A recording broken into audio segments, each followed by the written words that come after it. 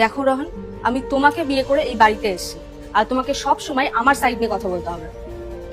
আমি তোমার মায়ের সাথে একই বাড়িতে থাকতে পারবো না। তোমাকে যখন বিয়ে করেছি তখন তো তোমার দায়িত্ব আমাকে নিতেই হবে। আর তুমি যদি এখানে খুশি না থাকো তাহলে আমরা আজকেই এই বাড়ি ছেড়ে কোনো ভাড়া বাড়িতে গিয়ে থাকবো। আমি যাওয়ার পর কি আর হবে, বড়জন আমাকে ত্যায্য পুত্র করে দেবে।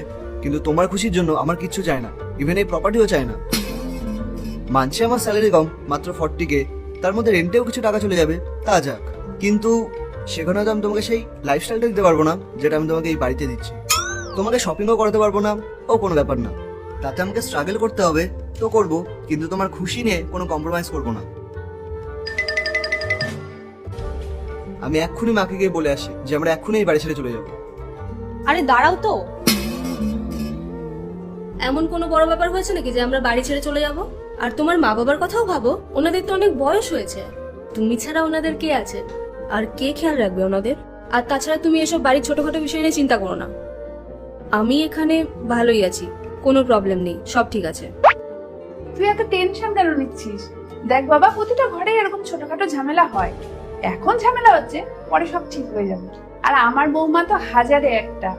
তুই আমাদের শিখালির বৌমাটাকে দেখ না, শাশুড়ির মুখের উপর তর্ক করে, ঘরের কোনো কাজ করে না। তুই কোনো চিন্তা করিস না, সব ঠিক হয়ে যাবে, তুই যা। তুমি বললে তাই, না হলে আমি ওকে আজকেই ডিভোর্স দিয়ে দিতাম। না না, বললাম না, তুই গিয়ে আরাম কর। ঠিক আছে, তুমিও রেস্ট করো। ঠিক আছে, তুই যা।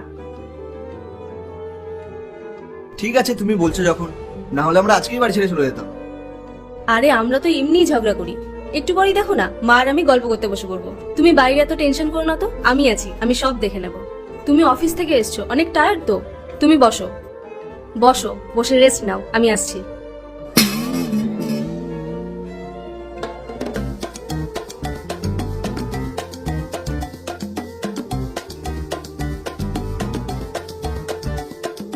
কি হয়েছে? আরে কিছু না বাবা, আমি জিজ্ঞেস করছিলাম বৌমাকে চা খাবে কিনা। আরে মা, তুমি এত কষ্ট করছো কেন? আমি আছি তো, আমি চা বানিয়ে দেবো। আর রোহান, তুমি চা খাবে তো? খাবো।